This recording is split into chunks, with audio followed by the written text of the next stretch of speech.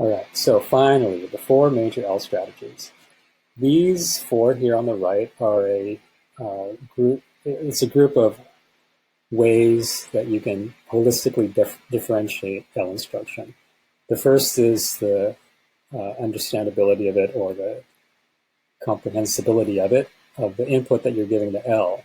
We're going to label that C. Is it fun and rigorous? That would be R. Developing all modalities. That would be an M. Modalities, if you don't know, are the speaking, writing, reading, and listening portions of your lessons. And then the fourth one is how transferable is the home language into the new language.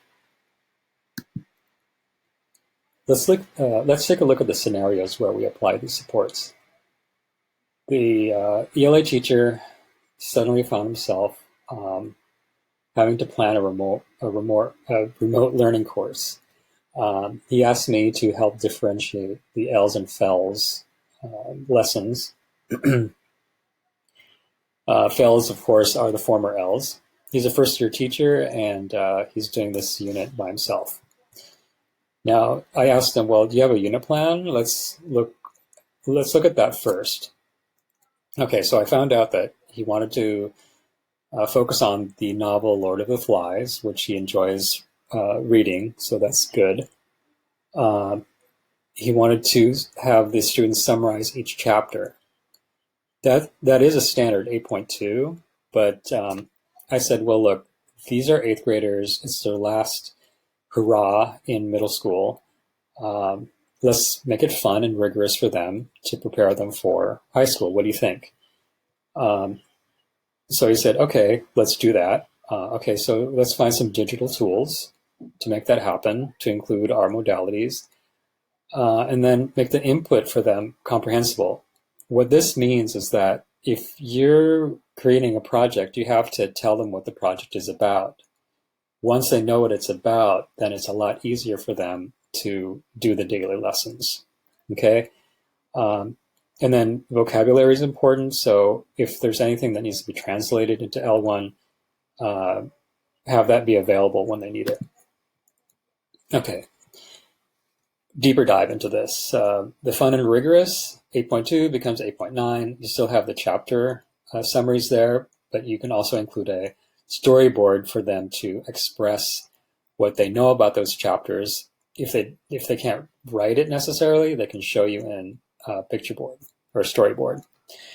8.9 does a lot of analyses and comparisons. So you're comparing the film to the text, and you're comparing the text to personal experiences the film. So you can increase the rigor just by having the students compare different ways that this story is told. And that'll set them up well for what they have to confront in 9th grade. In terms of digital tools, you have the reading anyway from a book, and you have the writing anyway from a journal. Pick some things that would correspond to something like listening, like a recording, and also speaking. If they have a buddy in class, then they can have like a phone buddy in remote teaching. Pair them up, and they can discuss things over the phone. And also give them a way to record the responses and send them to you in an MP3 or MP4 file, so that you can also monitor how they're speaking. In terms of comprehensibility, the L supports lend themselves well to that. I suggested a language objective that pairs with your your learning target. So learning target plus your language objective. And what's that simply is that you're going to be doing something, but then you're going to express it in a way like a journal entry would be in a paragraph form. That would be a language objective. Or in the past tense form, again, another language objective. That can be a webinar in and of itself. You can use different maps, like a story plot line. I would suggest the hero's journey, just because this is more complex. And the Lord of the Flies actually follows this in some way. The project rubric needs to be clear, and the audio recording needs to be available for them to be able to understand the text. Let's see.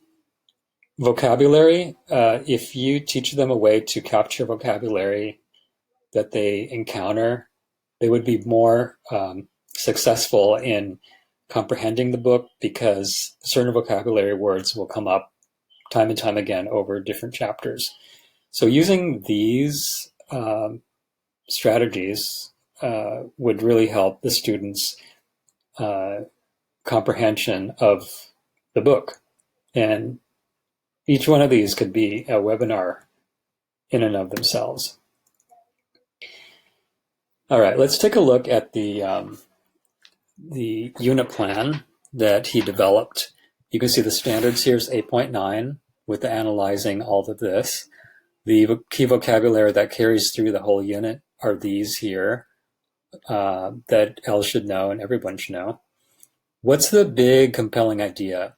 I think the teacher nailed it on the head when he created this one, to determine whether or not humans are born with their traits, or are they raised with traits? This issue of nature versus nurture.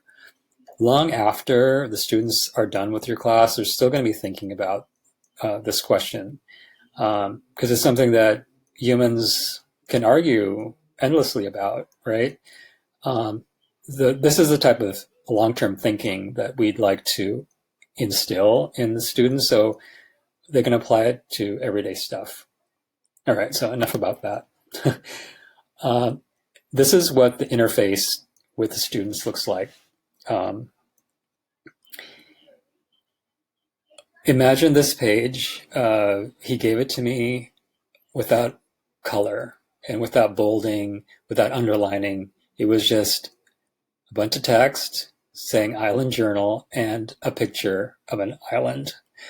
I said, well, look, this doesn't look that inviting for anyone. When you say major themes here, for example, you need to give examples, because some students don't know what a theme is. Put examples like love, war, forgiveness. They'll be thinking of those concepts. Events in each chapter. If you want to do a chapter assignment, then put chapter 1, chapter 2, chapter 3. Allow them to choose the way they want to express this journal, and have it obvious here, right? With bolding and underlining. Add another picture. If you're reading a book that's pretty famous, why not have the cover as part of your course description? Just an island here is not intriguing, but with the book cover, you kind of wonder, what's this island and this book have to do with each other? All right, and more comprehensibility. Have them express things that they, in mediums or media that they know, like a TikTok or a video story or a Google slide, to promote a kind of a playfulness. Everyone's alone or with their families, so if they can share with each other, it's even better. The usual supports for these different standards can be included as well, like a Venn diagram and these things we already know as basic.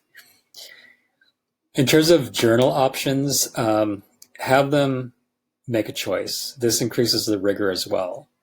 If they're into it, you're going to know that they're into it because they can do a really good video on YouTube or a TikTok or something that really expresses the visual side of communication that pairs well or goes beyond what they can write.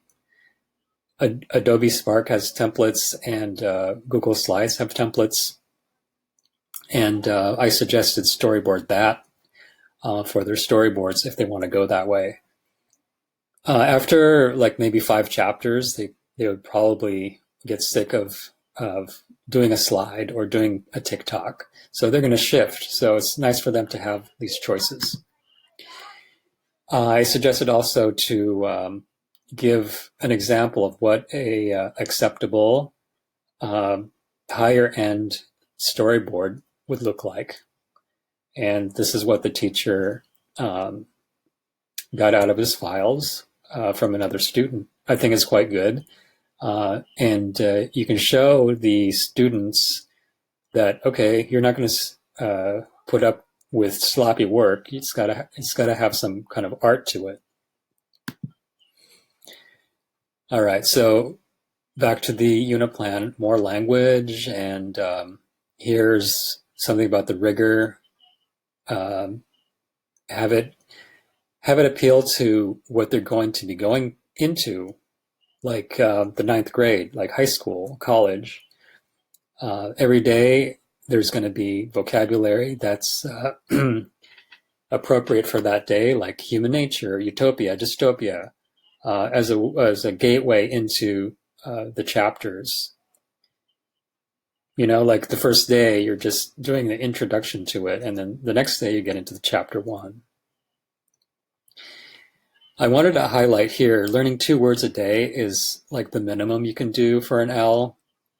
That's 350 words a year if they're reading every day through the summer.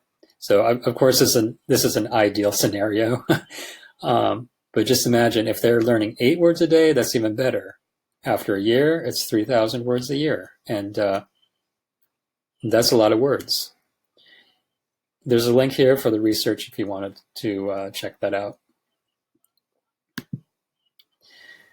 All right, again, with the student interface, there are examples of the comic book or the comic storyboards and examples of the written journal entry that the teacher wrote or supplied as an example of a high bar that these assignments require.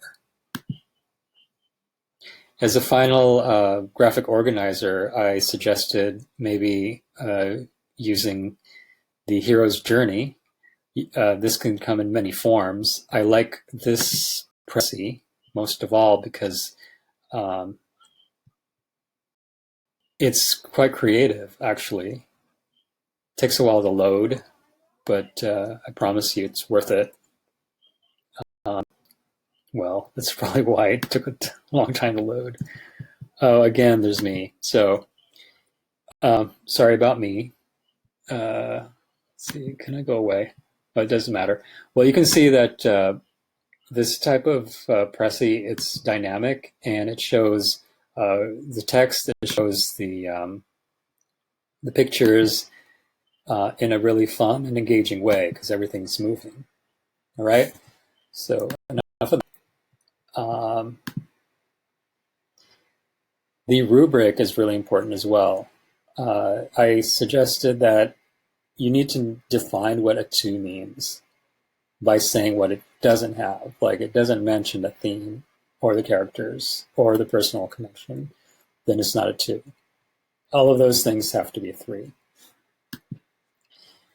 Ooh, okay, so among all that, the fun and the rigorous, the modalities, the comprehensibility, the first language when needed, and the other stuff that you might think of, what resonates with you the most? We can set a timer and go to this Padlet.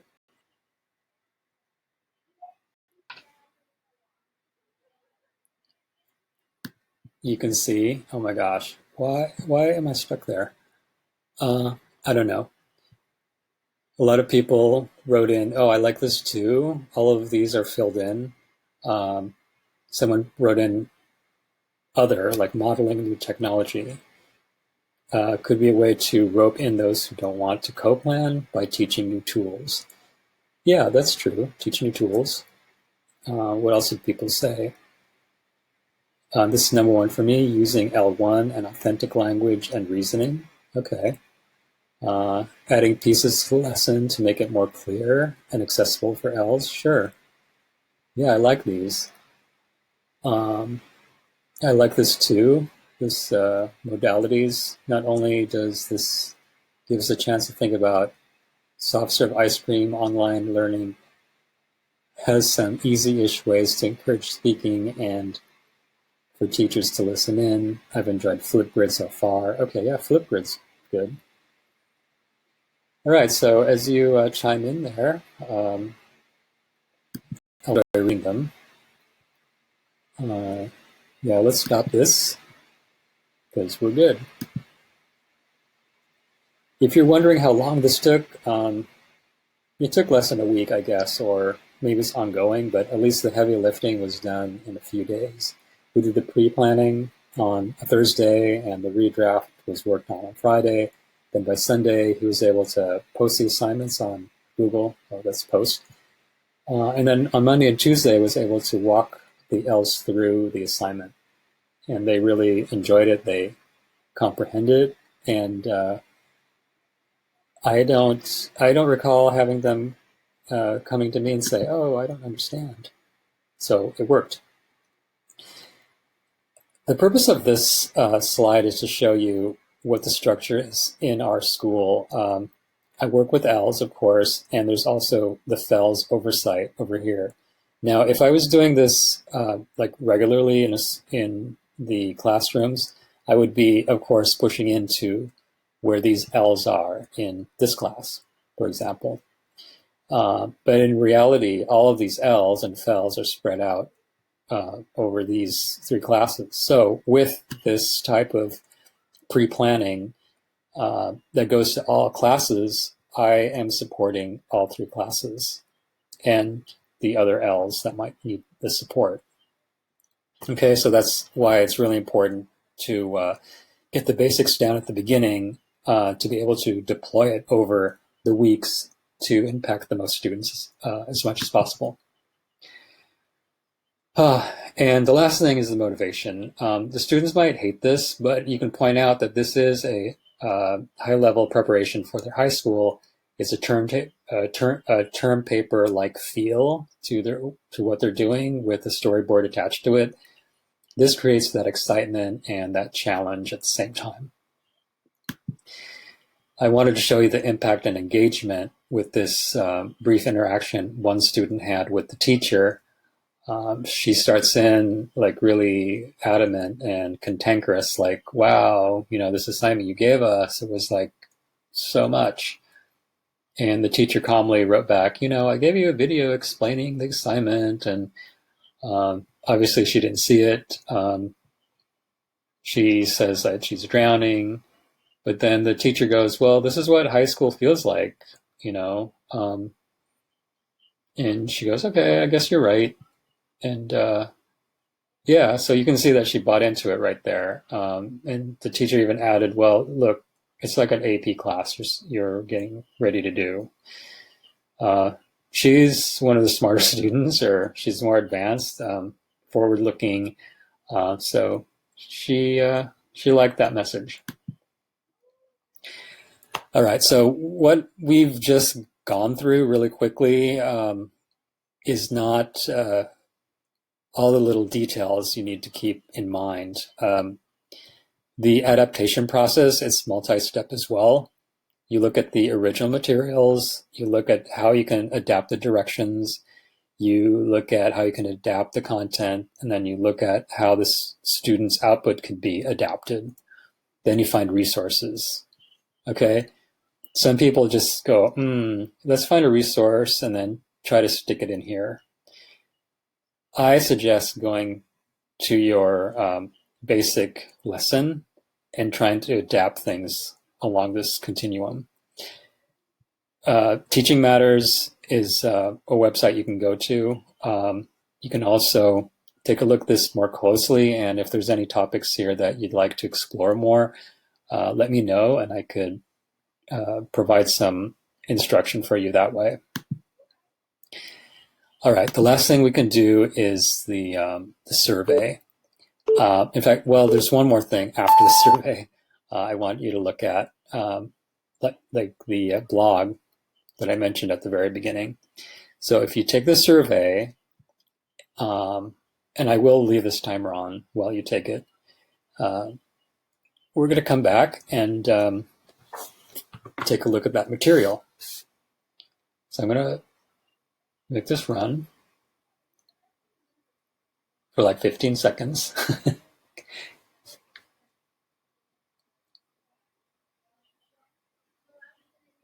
Okay, I'm going to speed it up.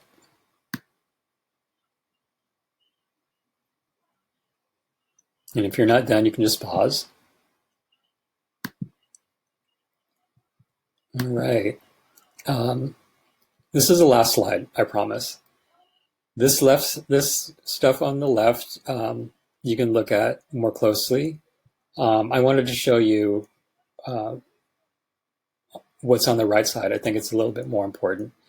You can post weekly announcements to provide an overview of the coming week's topics or a recap of the previous week, or you can do both. I've been running a blog this year for my students and the teaching staff. It shows a way to encapsulate every week what happens at our school. And also with this labeling here, you can keep a record of certain topics. So like maybe next year, someone wants to know something about math or Nearpod or something, and they can look at that. But what's the actual content of the latest blog? It's pretty much the same types of topics, but different material. What I like is that it shouts out the students and it features different teachers suggesting different things. So if you're a blog type of person, you can look for different resources that way. What I like is that this is shared with parents, and we have some Arabic speaking students. So with a click of a button, you can translate the blog into Arabic. The section, what I like here for parents is here.